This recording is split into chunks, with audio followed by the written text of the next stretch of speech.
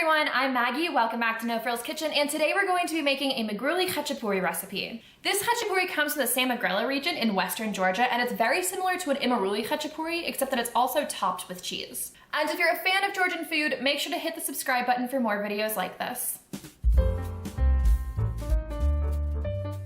We'll start with making the dough, which is super easy to throw together. The first step is to bloom your yeast, so add 75 ml of warm milk to a small bowl. Sprinkle in 2 grams of active dry yeast and whisk until the yeast is dissolved. Set this aside for a few minutes until the yeast is foamy.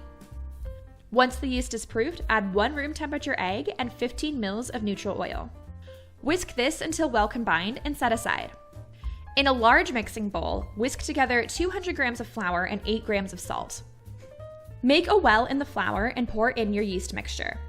Using a silicone spatula or a wooden spoon, mix this until well combined, all the flour is absorbed and a shaggy dough forms.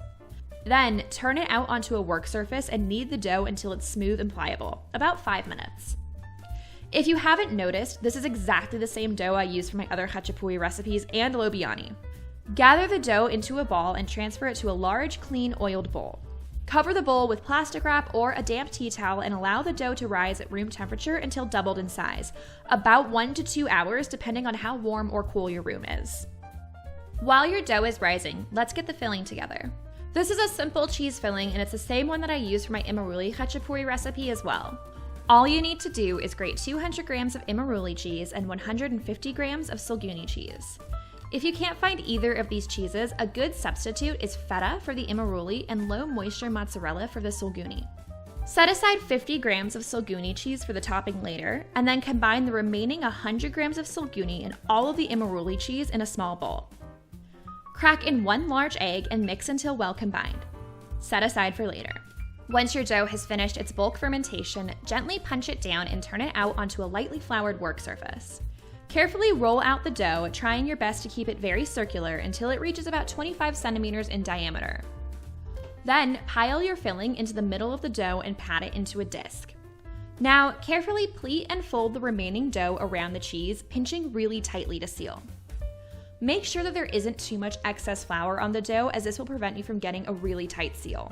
It's worth noting that it's not the end of the world if it bursts open though, because we are covering everything with cheese anyway, so it's pretty forgiving. Once your filling has been encased, very gently and slowly roll the khachapuri out until it reaches about 35 centimeters in diameter. Transfer it to a parchment-lined baking sheet and cut a small steam vent in the center of the khachapuri. Then, sprinkle it with your remaining 50 grams of Sulguni cheese.